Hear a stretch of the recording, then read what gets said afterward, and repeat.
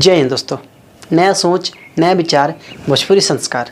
हमरा के बड़ा इंसान बने के बा, हमरा के बड़ा बने के बा।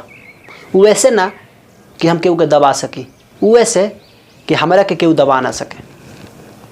रउआ कोनो भी काम करते नहीं, चाहे वो कोनो भी काम होके, रउआ एह बेरा के टाइम में रउआ वो काम के कवना मेहनत से करते नहीं, कवना लगन से करते नहीं, वो 5 साल बाद जाके लौकी।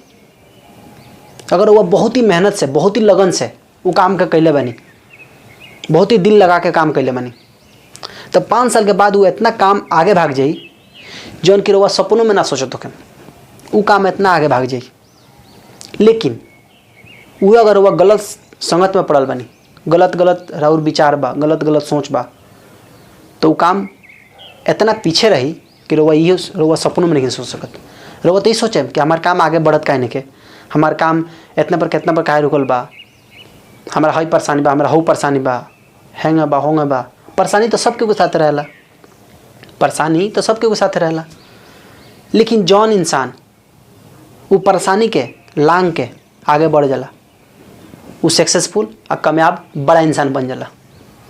और जौन इंसान अपने आप से बहाना करत रहेला, अपने आप से झूठ बोलत रहेला, वो इंसान पूरा ज़िंदगी झूठे बोलत रह जाला, वो पूरा ज़िंदगी बहाना करत रह जाला। तो ये रउआ एकदम सीधा लौकता कि एह बार हम वो काम के कवना मेहनत से, कवना लगन से करें कि 5 साल के बाद जाके वो काम कवना कामयाबी पर पहुँच चुकल बा, कवना मंजिल पर पहुँच चुकल बा। एकदम सिंपल सादा बा कि यह बार रउआ, काहे कि हम खुद ये बात के एक्सपीरियंस कैले बनी कि आज से 5 साल पहले हम 2 बजे रात तक काम करी, 2 बजे रात तक काम करी। वो काम के फ़ायदा आज हमारा लौकता। खुद हम अपने आप से अनुभव मिला के हम लोगों के सामने ये बात कर पाते नहीं।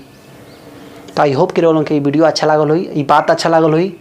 तो अगर वह भी आगे बढ़े के चाहता नहीं, क्या कि देखी कोनो भी पोखरा में पानी रहेला तो वो सर जाला, लेकिन नदी में के पानी बहत रहेला तो वो पानी अच्छा रहेला।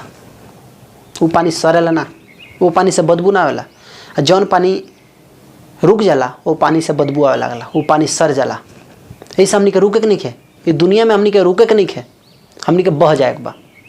टाइम के साथ साथ हमनी के बह जाए के बा। वही तरह काम के भी बा, हर चीज़ के बा। वो अपने आप के बेहतर बनाई, अपना काम के बेहतर बनाई। यह बड़ा जोश जुनून से काम करी। 5 साल के बाद वो अपने आप वो फायदा लग जाई, अपने आप वो मुनाफा लग जाई, अपने आप वो काम के मंजिल लग जाई कि वो काम कवना मंजिल पर पहुँच चुकल बा। आई होप कि रोलों की बात अच्छा लागल हुई। जय हिंद दोस्तों।